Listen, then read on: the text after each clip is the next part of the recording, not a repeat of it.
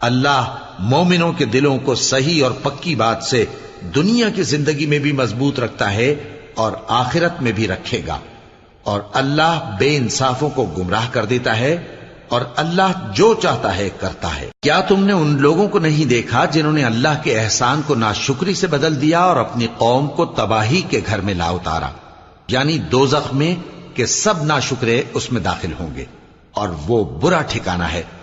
اور ان لوگوں نے اللہ کے شریک مقرر کیے کہ لوگوں کو اس کے رستے سے گمراہ کریں۔ کہہ دو کہ چند روز فائدے اٹھا لو،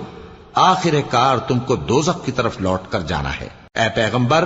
میرے مومن بندوں سے کہہ دو کہ نماز پڑھا کریں، اور اس دن کے آنے سے پیشتر